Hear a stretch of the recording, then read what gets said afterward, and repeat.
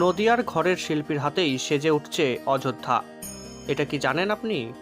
নদিয়ার কৃষ্ণনগরের শিল্পীদের মাটির কাজ জগৎ বিখ্যাত, তা সবাই জানে।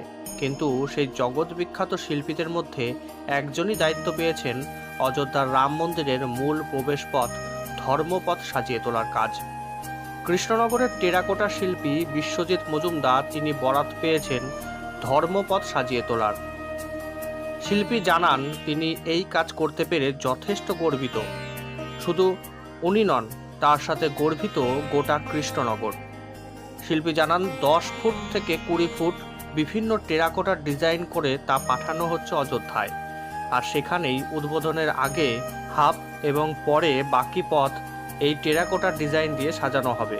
দেখুন সেই ডিজাইনের এক ঝলক।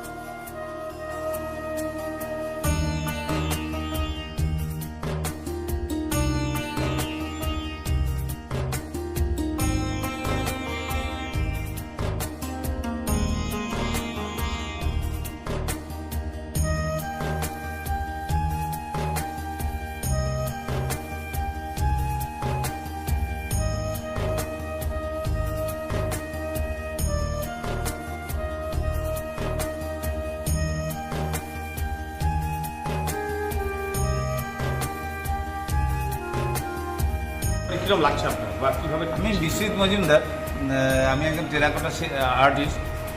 তা মূলত আমার কাজটা টেরাকোটা। তা টেরাকোটায় আমি সারা ভারতবর্ষে বিভিন্ন ঐতিহাসিক জায়গায় আমি কাজ করেছি।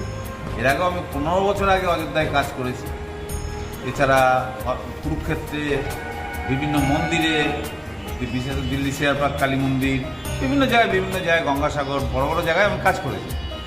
তা এবার যেটা হচ্ছে অযোধ্যা রাম মন্দির তৈরি হওয়ার সময় তারা বিভিন্ন রকম মিডিয়ামের আর্টের মিউরাল তারা দিয়ে সাজাতে চেয়েছে। রাম মন্দিরের মূল প্রবেশপথ ধরমপথ, মূল প্রবেশপথের যে রাস্তা ধরমপথ, সেটা সাজানো হচ্ছে মিউরাল দিয়ে। সেখানে বিভিন্ন মিডিয়ার মিউরাল থাকবে, কিন্তু সবচেয়ে বেশি মিউরাল যেটা থাকবে সেটা হচ্ছে টেরাকোটার মিউরাল 100খানা থাকবে। সেই 100খানা কাজ আমি পেয়েছি, 100খানা কাজ আমি ফুটিয়ে তুলছি অযোধ্যায়।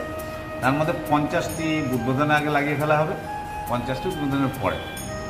এখন ওখানে যেটা হচ্ছে, এখানে কৃষ্ণনগরে আমার যে স্টুডিও, কৃষ্ণনগর বেলেডাঙ্গার মতিসুন্দরীতে, এই স্টুডিওতে জিনিসগুলো তৈরি করা হচ্ছে। মিউরালগুলো খুব বড় বড় মিউরাল, একটা mural 10 foot by 20 foot size.